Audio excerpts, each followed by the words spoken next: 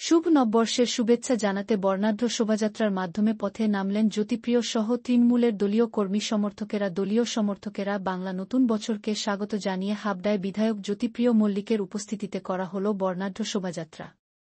হাবড়া ১ নম্বর rail gate থেকে Jessore road ধরে নগরুকটা মোড় পর্যন্ত এই শোভাযাত্রা করা হয়। হাবড়া পুরসভার বর্তমান ও প্রাক্তন চেয়ারম্যান, ভাইস চেয়ারম্যানদের উপস্থিতিতে বর্ণাঢ্য শোভাযাত্রায় অংশগ্রহণ করেন পুরসভার কাউন্সিলররা। শোভাযাত্রার শুরুতে মহিলা ও পুরুষ ঢাকিদের ঢাকের বাদ্যি ছিল চোখে পড়ার মত। এরপর গানের তালে তালে হাঁটছেন হাবড়ার বিধায়ক জ্যোতিপ্রিয় মল্লিক সহ বর্তমান ও প্রাক্তন কাউন্সিলররা। তারপরেই শাড়ি পরা মহিলারা রয়েছে, যাদের মধ্যে কয়েকজন কাউন্সিলর রয়েছে সুন্দর করে তাদের কুলো সাজানো রয়েছে, আর তার মধ্যে একটি কুলোতে একটি বাংলা অক্ষর দিয়ে সাজানো শুভ নববর্ষ ১৪৩২। ঠিক তার পেছনে শোভাযাত্রায় রয়েছে হাবড়া শহর তৃণমূল কংগ্রেসের শুভ নববর্ষ লেখা একটি ব্যানার, আর পেছনে রয়েছে মহিলারা। একদম শেষে দলীয় পতাকা হাতে নিয়ে শুভ নববর্ষের শুভেচ্ছা জানাতে পথে নেমেছে তৃণমূল কর্মী সমর্থকেরা। মঙ্গলবার এই ছবি ধরা পড়ল। অন্য কোনো কচকচানিতে যাব না। আজকের দিনে সবাইকে শুভেচ্ছা জানাই। বাংলার নববর্ষের শুভ সূচনা হলো আজকে। আমরা প্রত্যেকে হালখাতা করে, কেউ কালীঘাটে গিয়ে, কেউ দক্ষিণেশ্বরে গিয়ে, কেউ তারাপীঠে গিয়ে সবাই সকালবেলা একটা করে পুজো দিয়ে এসেছি।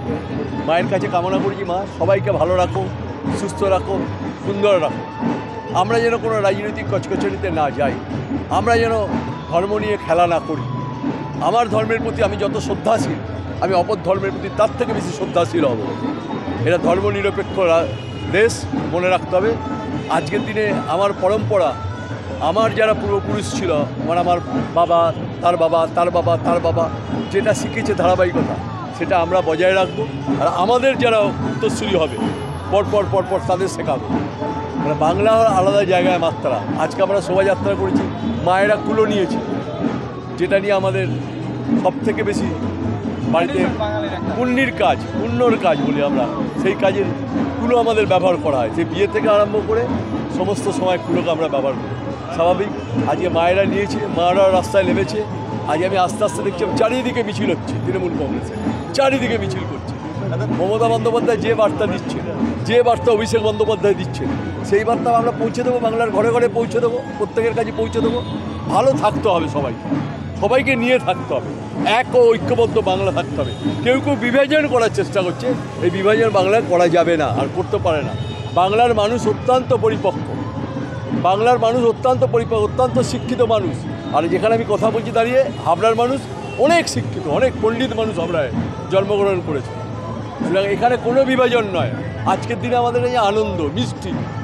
আজকের দিনে আমরা নিয়ে যাব, চাইবো, ক্যালেন্ডার চাইবো, সবার কাছ থেকে ক্যালেন্ডার দেবো। 2026 সালের বিধানসভা নির্বাচনের আগে এটা আপনার শেষ পয়লা বৈশাখ। আগামী 1 বছরের জন্য কিছু পরিকল্পনা, অনেক পরিকল্পনা। এখন বলতে গেলে একটা সময় তোমাদের বলবো পরিকল্পনা সব আছে। পানীয় জলটা ঢুকে যাবে। আমরা হসপিটাল 100 বেড হয়েছে, এই কয়েকদিনের মধ্যে তার মডার্নাইজড হয়ে যাবে, যা হওয়া সব করে। ইলেকট্রিক চুল্লিও কমপ্লিট হয়ে যাবে। তারপরে ড্রেনেজ ধরছি, তারপরে ড্রেনটা করবো, ড্রেনটা হবে। তারপরে টেক্সটাইল হাবটা চালু হয়ে গেছে, রিলায়েন্স পেয়ে গেছে। তারপরে সুপার মার্কেটে বস্ত্রালয় ঢুকে যাবে সবাই। তারপরে ওভারব্রিজ হবেই। একটা প্রশ্ন, মুর্শিদাবাদের পর অশান্ত এবার না করলে ভালো, সবাই না করলে ভালো। আমি বলছি না যে সব ধর্মের মানুষরা একসাথে চলতে হবে। বাংলায় এই শিখিয়েছি, ভারতবর্ষে শিখিয়েছি। ভারতবর্ষ বি.আর. আম্বেদকর আমাদের কী শিখিয়েছে? ধর্ম নিরপেক্ষতা। সবাই বলেছে, আমার বাবা বলে গেছেন, তার বাবা বলে গেছেন, তার বাবা বলে গেছেন। আমরা সবাই সহাবস্থান করব। আমরা বাংলা, ভারতবর্ষ সব থেকে সফট, যদি নরম দেশ বলেন ভারতবর্ষে। সারা পৃথিবী জ্বলছে চারিদিকে, গাজা থেকে ইসরায়েল, ইরানকে হুমকি দিচ্ছে, বিভিন্ন দেশ জ্বলছে, কিন্তু আমরা অনেক নরম, আমাদের মধ্যে নমনীয় আছে। আমরা পাশের বাড়ির লোককে আমরা প্রোটেকশন দিই। পাশের বাড়ির মেয়েটা রাত্রে আসেনি, তার জন্য তার বাবার সাথে আমরা রাস্তায় দাঁড়িয়ে থাকি। আমরা এই বাংলা, এগুলো হবে না। যারা করছে তারা ভুল করছে, তাদের শুভবুদ্ধির উদয় হোক। আপনি কি মনে করেন মুর্শিদাবাদে কেন্দ্রীয় বাহিনী নেমেছে, এইরকম ভাঙড়েও কেন্দ্রীয় বাহিনী নামানোর প্রয়োজন আছে? আইন শৃঙ্খলা যদি অবনতি হয় নিশ্চয়ই নামবে, কিন্তু সেটা তো নির্ভর করছে পুলিশের ওপর। সেটা তো পুলিশ নির্ভর করছে যে পুলিশ কী করবে। সুন্দর মুর্শিদাবাদের ট্যাকেল করেছে, মুর্শিদাবাদে পুলিশকে থ্যাঙ্কস দিতে হবে। পুলিশ বিএসএফকে নিয়ে যেভাবে ট্যাকেল করেছে, দুদিনের মধ্যে ট্যাকেল করেছে, এটা পুলিশের দক্ষতা, পুলিশ দেখিয়েছে। আমার মনে হয় ভাঙড়ে অচিরেই, আজকে আমি সকালে দেখছি টিভি, আজকেই যবনিকা শেষ হয়ে যাবে ভাঙড়ে। যেটা হয়েছে বা ভুল কাজ হয়েছে, এই কাজ কেউ যেন না করে, এটা অ্যাপিল রইল। মাননীয় মুখ্যমন্ত্রী বারবার বলছে শান্ত বাংলা করুন, অভিষেক বন্দ্যোপাধ্যায় বলছে শান্ত বাংলা হোক, বাংলায় কোনো অশান্তি হবে না, সবাই আমরা একসাথে থাকবো।